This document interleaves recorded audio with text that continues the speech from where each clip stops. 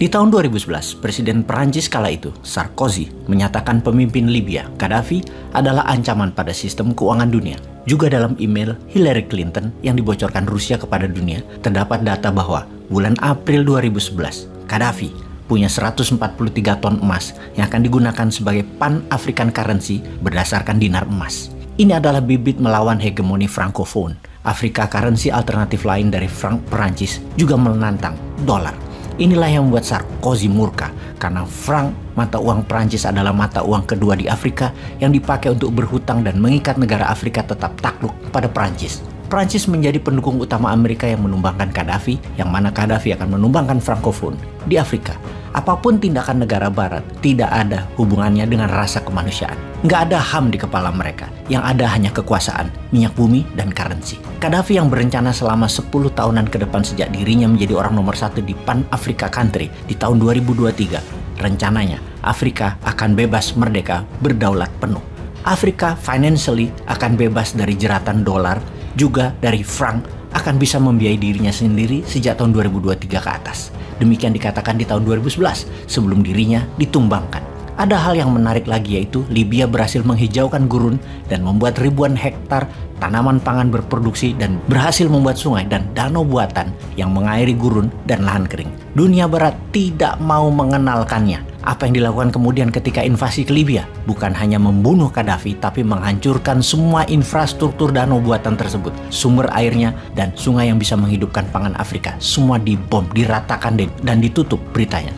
Afrika harus tetap bergantung kepada Barat. Jadi Gaddafi harus dieksekusi karena membahayakan global financial system dan akan membuat Afrika berdaulat. Dan itu tidak boleh. Sahabat, apakah kita akan mendiamkan negara Afrika susah selamanya? Apakah kita akan membuat negara dunia ketiga seperti negara kita ini akan terus bergantung pada kekuatan Barat, dana asing yang belum juga saat ini membuat Indonesia berdaulat, makmur, kuat, dan sehat? Kita belajar dari Tiongkok yang masuk pakai pendekatan ekonomi dan melihat apa yang Rusia lakukan. Juga melihat Amerika dari sisi dalam. Amerika sekarang bukan apa yang kita bayangkan 20 tahun yang lalu. Amerika sekarang juga bukan negara seperti apa yang kita bayangkan 10 tahun yang lalu.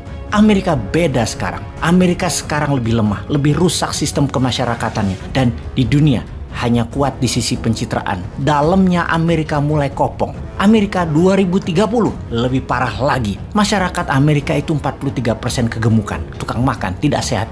Dan biaya ketidaksehatan Amerika itu 1,5 triliun dolar. Bangsa Amerika itu bangsa yang sakit dalam arti sebenarnya. Tingkat kejahatan di Amerika di dalam negeri saat ini tertinggi dalam sejarah Amerika. Violent karena drug, karena kepemilikan kesenjataan saat ini sudah di level parah. Sebagian masyarakat Amerika mungkin bangga banget dengan American Second Amendment atau amandemen kedua Amerika yang memperbolehkan mereka punya senjata atau firearm.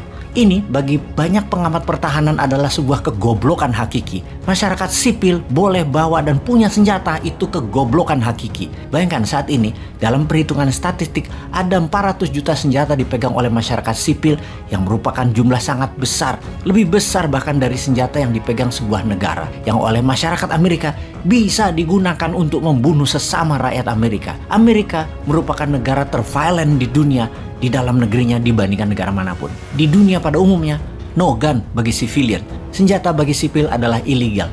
Namun di Amerika bisa membuat Amerika saling bunuh yang datanya terus meningkat dalam 2 tahun terakhir ini dalam kekerasan bersenjata. Ada lagi hal yang menarik di Amerika. Politiknya banyak yang fake. Karena Amerika dikelola oleh elit corporate dan pengusaha elit, baik oligar lokal ataupun oligar globalis cabal.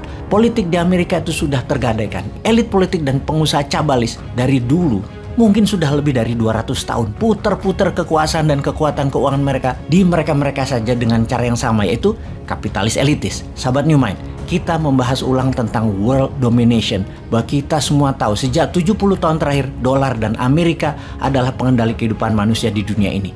Amerika dan dolar adalah world order. Kemudian sistem kapitalis elitis adalah pengendali world wealth, 70% ekonomi dunia. Yang menjadi pertanyaan adalah, apakah dunia menjadi lebih baik? Apakah pembunuhan atas nama uang dan kekuasaan hilang? Apakah korupsi hilang dari muka bumi? Apakah dunia semakin sehat masyarakatnya atau nambah banyak penyakitnya? Apakah tidak ada perang dalam 70 tahun terakhir atau ada lebih 100 perang dalam masa itu? Apakah jarak orang kaya dan miskin semakin mendekat atau semakin melebar jauh? Apakah iklim cuaca dunia semakin friendly atau semakin parah dan merusak lingkungan? Banyak hal yang tumbuh, banyak hal yang baru yang canggih. Apakah membuat manusia menjadi lebih baik atau menjadi serigala yang memangsa sesama manusia? Manusia semakin buas terhadap satu dengan yang lainnya. Anda sudah tahu jawabannya. Tidak, dunia tidak lebih baik. Dunia dengan kendali di bawah Amerika tidak lebih baik. Banyak penyakit, banyak perang, kemiskinan, pelanggaran HAM tetap terjadi.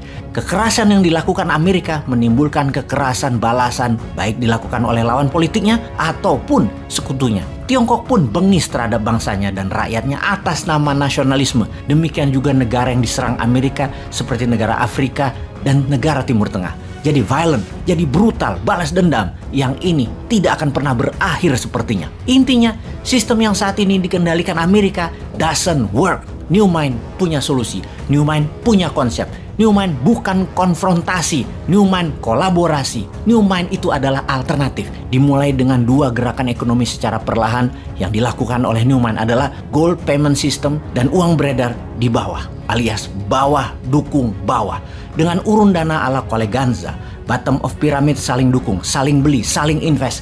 Dan kita tidak membalas dendam dengan kekerasan. Kita melakukannya dengan elegan. Kita buktikan di tahun 2024 semua itu terjadi.